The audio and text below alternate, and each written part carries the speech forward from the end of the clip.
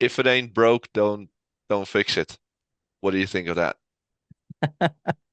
Oh man, that's a loaded question. So I'm trying to find a way to have um analogy here. So I'll use my experience.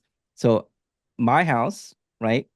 Um, it's built in the 90s, early 90s, and I have a deck. Yes. Okay. It's functional. It works. I can Yes. stand on it. It works perfectly fine. Eventually, it's going to need to be replaced. It works for now. Yeah. You can get me there, but the railing's going to start to fall off, and maybe I can band-aid a little bit of that. But the foundation or the base of that deck will eventually need to be replaced. It's much more expensive for me if I just replace small pieces Mhm. along the way. So for me, it's much better for me to go ahead and just invest in replacing that, not only for the safety of people being out in the deck for me, uh, but yeah, it's not broken for sure. Yeah. Right? It's still functional, Yeah. but I will need to eventually replace it. And then replacing it by piece is not going to make a lot of sense because the foundation of it, I can fix the top level, but Yeah. the foundation of it is no longer supported, or maybe it's no longer to code, right?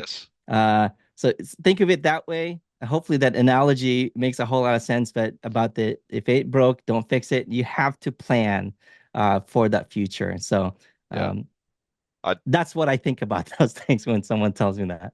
yeah. That makes a lot of sense. I like that analogy. I normally t tend to go towards cars.